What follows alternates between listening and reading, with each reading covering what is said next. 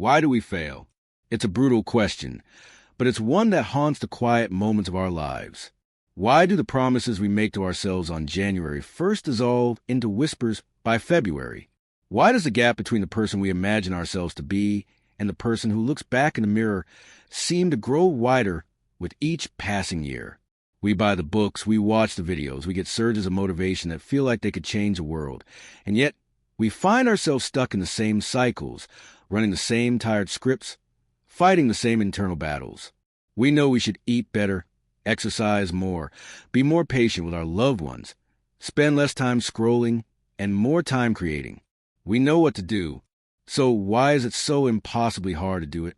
This isn't a personal failing. It's a deeply human struggle. It's the friction between our aspirations and our habits, between our conscious desires and our subconscious programming. And it was this exact, frustrating, universal problem that became the life's work of a man named Stephen R. Covey. He wasn't just a business consultant or an author. He was a father, a teacher, who saw this disconnect everywhere. He saw it in the bright, ambitious students at his university who struggled with deep-seated insecurities. He saw it in the powerful executives who could manage billion-dollar companies but couldn't manage their own families. And most painfully, he saw it in his own home. He became obsessed with finding an answer, not a quick fix or a motivational platitude, but real, foundational answer to the question of why some people achieve lives of deep effectiveness and fulfillment, while the vast majority of us feel like we're just treading water. This is the story of that quest, a journey that took him through 2 centuries of human thought to uncover a set of principles so powerful they could change not just what we do, but who we are from the inside out. Stephen Covey's journey didn't begin in a library, surrounded by dusty books. It began in his own living room, with a crisis of the heart. By all external measures, he was a success. He was a respected professor at Brigham Young University, a sought-after consultant. He and his wife, Sandra, had a large, loving family. But there was a problem, one that all their knowledge and good intentions couldn't seem to solve. It was one of their sons. The boy was struggling. He wasn't academically gifted. He was uncoordinated in sports, and he was socially awkward. He was thin, skinny, and lacked confidence. Covey, being a man of action and an expert in human potential, did what any of us would do. He and his wife went to work. They pulled out all the stops from a modern playbook of self-improvement. They used positive reinforcement, telling him, "You can do it, son. We believe in you." They tried to psych him up before social events, giving him pep talks about being more outgoing. They tried skill-based training, attempting to teach him the mechanics of throwing a ball or making friends. They were constantly trying to fix him, to shape his behavior, to mold his attitude. On the surface, their actions were commendable, born of love and concern. But deep down, something felt profoundly wrong. Their efforts were not only failing, but they seemed to be making things worse. The boy would put on a brave face, but they could see him internalizing the message that he was a disappointment, that he was fundamentally flawed and needed constant correction. Their very attempts to help were communicating their own anxiety and his inadequacy. Covey felt a growing sense of hypocrisy. Here he was, teaching principles of success to the world, yet he was failing in the most important stewardship of his life, his own child. This personal, painful failure became the catalyst for a profound reevaluation of everything he thought he knew. He realized he was trying to stick new leaves onto a sick tree. He was working on the surface, on the behaviors and the attitudes, while ignoring the roots. This approach, which he would later name the personality ethic, was the dominant philosophy of his time, and it's one we still live with today. It's the world of quick fixes, communication hacks, image management, and learning to fake it till you make it. It's about appearing effective, charming, and successful. And Covey realized it was utterly hollow. This crisis forced him into a radical research project. He decided to analyze 200 years of success literature published in the United States, from 1776 onward. He wanted to understand what our culture had considered the keys to a successful life, and to see if that definition had changed over time. What he found was not just a change, but a seismic, fundamental shift that explained everything. It explained the emptiness of modern self-help. As Covey immersed himself in 2 centuries of thought, a stark pattern began to emerge. For the first 150 years of American history, the literature of success was focused on one thing: character. The books and essays talked about principles like integrity, humility, fidelity, courage, patience, and justice.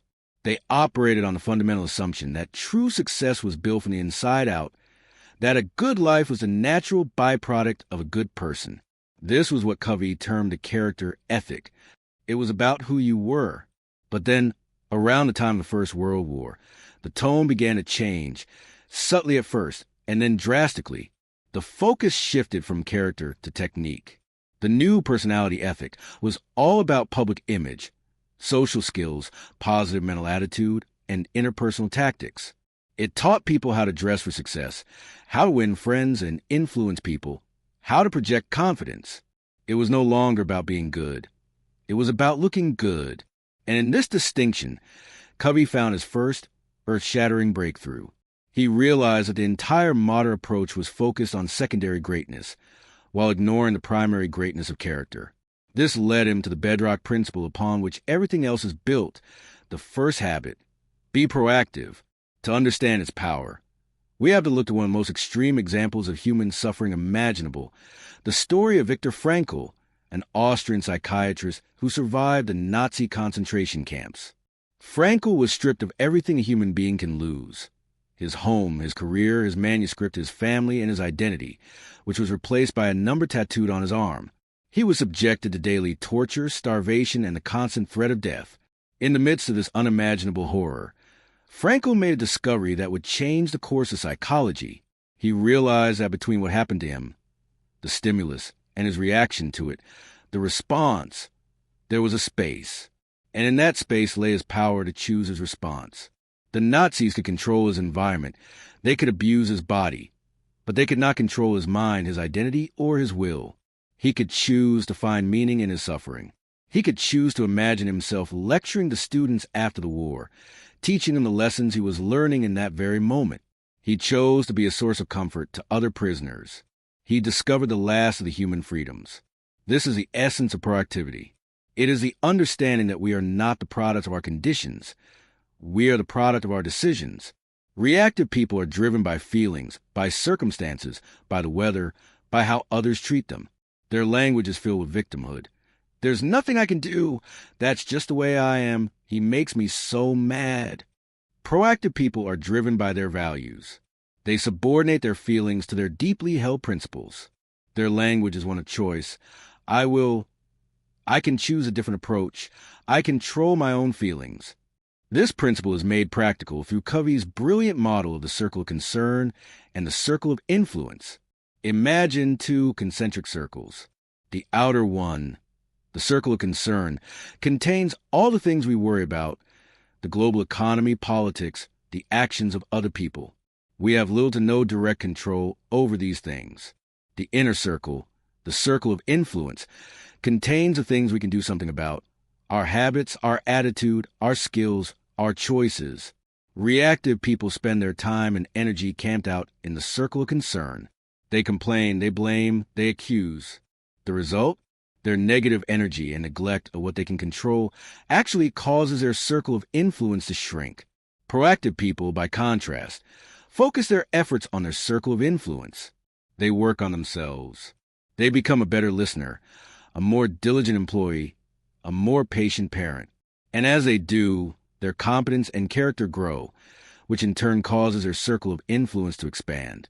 They become a force for positive change because they started with the only thing they could truly control: themselves. For Covey, this was a revelation that changed everything with his son. He realized he and Sandra were focused on their son's behavior, their circle of concern. The proactive approach was to work on themselves, their circle of influence. They had to change their own paradigms, to see their son not as a problem to be fixed, but as a unique individual, complete and whole on his own timeline. They stopped trying to fix him and started just loving him, enjoying him for who he was. This shift in them, from reactive concern to proactive love, created an environment where the boy could finally feel secure and begin to flourish on his own terms. The discovery of proactivity was a monumental shift. It's the realization that you are the driver of your own life, not a mere passenger. You hold the pen that writes your story. But this revelation immediately presents a new, more profound problem. If you are the programmer, what program should you write? If you are the driver, what is your destination? Being proactive without a clear sense of purpose is like being the most efficient person on the planet at climbing a ladder, only to get to the top and discover that your ladder has been leaning against the wrong wall the entire time. Many people experience this tragedy. They spend their lives furiously climbing, achieving success that society, their parents, or their peers define for them, wealth, status, recognition, only to feel a deep, hollow emptiness at the pinnacle of their achievements. They won the race, but it was the wrong race. Proactivity gives you control, but it doesn't give you direction. This complication led Covey to his second great discovery, a principle that addresses not the management of your life, but the leadership of it. Begin with the end in mind. This is a habit of vision, of purpose. To grasp its power, Covey asks us to engage in a short but deeply unsettling thought experiment. Imagine you are on your way to a funeral. You arrive at the mortuary, see the flowers and hear the quiet organ music. As you walk toward the front of the room, you see friends and family.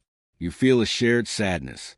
You walk up to the casket and you look inside and you see yourself. This is your funeral. 3 years from today, you take a seat and look at the program in your hand. There are to be 4 speakers. The first is from your family, your spouse, child, or sibling.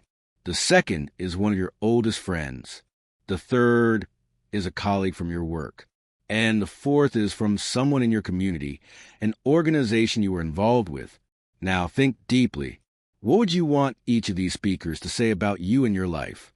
What kind of husband, wife, father, or mother would you want them to have seen in you? What kind of friend? What kind of coworker? What character would you want them to have seen? What contributions? What achievements would you want them to remember? This exercise is so powerful because it rips away all the non-essential distractions of daily life. It forces you to connect with your deepest, most fundamental values. It makes you confront the difference between what you say is important and how you are actually living. Habit 2, beginning with the end in mind, is about making the principles that emerge from that exercise the center of your life. It is a practical application of a profound truth. All things are created twice. There is a mental or first creation and a physical or second creation. Think of building a house. You would never just start throwing up walls and pouring concrete. You would first create a detailed blueprint. You would think through every detail before the first shovel ever hit the ground. A business is launched with a business plan. A vacation is planned with an itinerary. The first creation precedes the second. And yet, how many of us take the time to create a blueprint for our own lives? For most people, their lives are not the result of their own design, but the result of other people's agendas, of circumstances, of old habits, and of scripts handed to them by their family and culture. They are living out a second creation without ever having consciously made a first. Beginning with the end in mind is the process of writing your own script. It's about developing a personal mission statement, a personal constitution that acts as a standard by which everything else is measured. It's a declaration of your character and your contribution. It becomes a solid, unchangeable core that guides your every decision, big and small. It ensures that when you start climbing the ladder of success, it is leaning against the right wall, a wall that you have chosen based on your own deepest values. As Covey pieced together these foundational habits, the proactive choice to be the creator and the conscious leadership to define the creation, he began to see that this wasn't just a random list of good ideas. There was a structure, a logic, an elegant and powerful framework that explained the entire process of human growth. This was his grand synthesis, the unifying aha moment that tied everything together. He called it the maturity continuum. It's a progression through 3 distinct stages of life: dependence, independence, and interdependence. Dependence is the paradigm of you take care of me, you come through for me, I blame you for the results. This is the natural state of infancy. We are all born completely dependent on others for our survival and well-being. But many people never outgrow this stage emotionally. They define themselves by the opinions of others and blame their circumstances or other people for their problems. The first major step in growth, the private victory, is the journey from dependence to independence. This is the paradigm of I. I can do it. I am responsible. I am self-reliant. I can choose. This is the domain of the first three habits. Habit 1, be proactive, is a realization that I am the programmer. Habit 2, begin with the end in mind, is the act of writing the program, defining your values and destination. And habit 3, put first things first, which we haven't detailed, is a discipline of running the program, organized, executing around your priorities. These three habits are about self-mastery. They are about building character, integrity, and a deep sense of personal security that comes from within, not from without. This is a private victory, and it is the absolute prerequisite for the next stage. But independence is not the ultimate goal. The highest level of maturity is interdependence, the paradigm of we. We can do it. We can cooperate. We can combine our talents to create something greater together. This is the reality of our world. Life is, by its very nature, highly interdependent. You cannot have a great marriage, a great family, a great business, or a great society as an independent lone wolf. True effectiveness requires the ability to collaborate, to communicate, and to build with others. The next three habits. Think win-win. Seek first to understand, then to be understood, and synergize are the habits of the public victory. They are the skills of working effectively with other people. And here lies the core insight, the reason the personality ethic always fails. You cannot achieve a public victory before you achieve a private victory. You cannot create a win-win relationship, habit 4, if you're insecure and derive your sense of self-worth from winning dependence. You cannot truly seek to understand another person's perspective, habit 5, if your own identity is so fragile that you feel threatened by disagreement. You cannot achieve creative cooperation and synergy, habit 6, if you lack the internal security to value differences. Interdependence is a choice only independent people can make. Dependent people cannot choose it because they lack the character to sustain it. This is why communication techniques and team-building retreats so often fail. They are attempts to harvest the fruits of interdependence without first planting the roots of independence. It's an outside-in approach, trying to build great relationships without first becoming a great individual. The grand synthesis is that effectiveness is an inside-out process. It starts with you. It starts with your character, your motives, your paradigms. The sequence is sacred, and all of it is powered by the final habit. Habit 7, sharpen the saw, which is the principle of renewal. It's about taking the time to renew yourself in the 4 key dimensions of life: physical, mental, spiritual, and social/emotional, so that you can continue to grow and progress along a continuum in an upward spiral.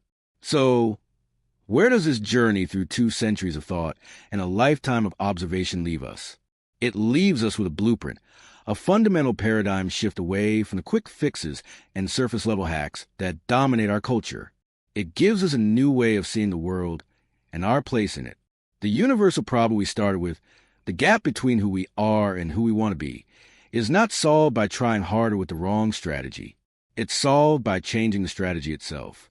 The blueprint is simple to state, but it requires a lifetime of practice. It is the inside-out approach. It means accepting that the most important and most difficult project you will ever work on is yourself. Before you try to manage a team, learn to manage yourself. Before you try to understand your partner, seek to understand your own deepest values. Before you try to change the world, have the courage to change your own character. This is a journey from dependence to independence, culminating in the private victory of self-mastery. Only then, from a position of wholeness and internal security, can you move outward to create truly effective, synergistic, and beautiful relationships with others. The public victory of interdependence. This journey is not easy. It's not a checklist to be completed or a 7-day challenge. It is a process, an upward spiral of learning, committing, and doing over and over again. But it is a journey that replaces the frantic, shallow pursuit of success with the deep, quiet, and profound cultivation of effectiveness. It's about building a life that is not just successful in the eyes of the world, but is also deeply meaningful in the quiet of your own heart. Understanding these principles is a first step, but the real transformation happens when you begin to live them. If this story has resonated with you, if you feel that call to move beyond the shallow and toward the foundational, then this is your invitation. This is more than just a channel. It's a community of people committed to this inside-out journey. By subscribing, you're not just clicking a button. You're making a commitment to yourself, a promise to engage with ideas that challenge, that inspire, and that ultimately transform. Because true effectiveness isn't about doing more things. It's about becoming more of who you were meant to be.